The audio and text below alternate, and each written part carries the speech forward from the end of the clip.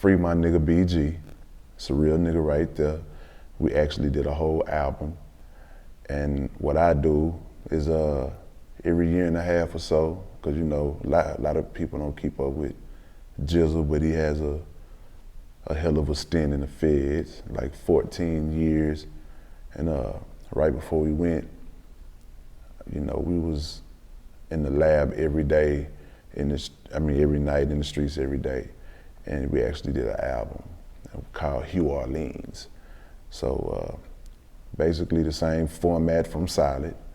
I'm like, you know, to keep my nigga name going on some shit.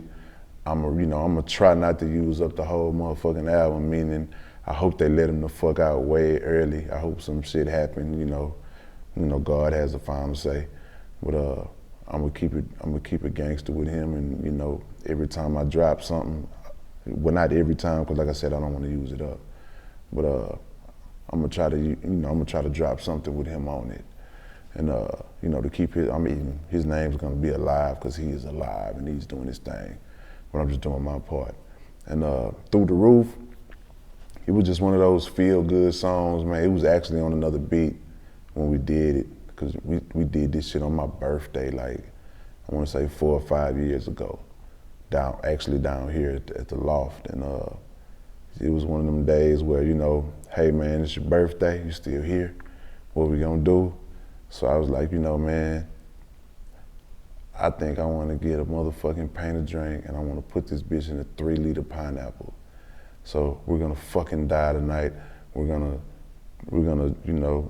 drink to the point of drinkstivity.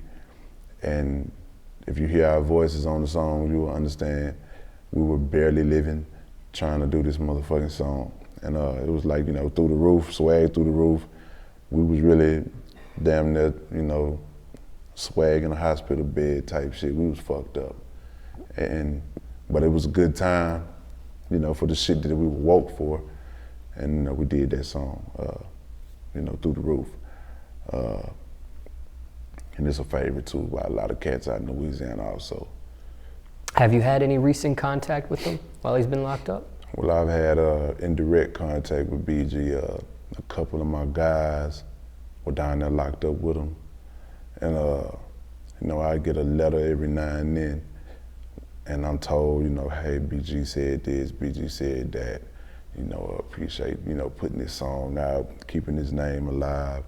And of course, through people that were handling his business, you know what I'm saying? Like, I think it's Tracy, Blunt, you know, couple of, you know, like I said, a couple of guys that were locked up with him, like Solo, you know, they'll let me know, like, hey man, you know, BG down here, he holding his head up, writing, staying prayed up, and you know, like I really don't, because I mean, I've had a whole lot of trouble with the law myself, so most of my time is spent trying to stay out of trouble with these motherfuckers, and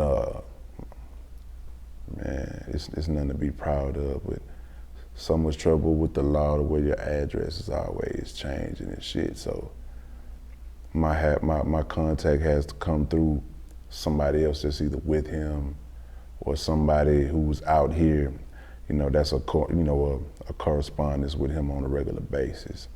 And you know, like the names that I said, you know, and they'll let me know what's going on with Jizzle.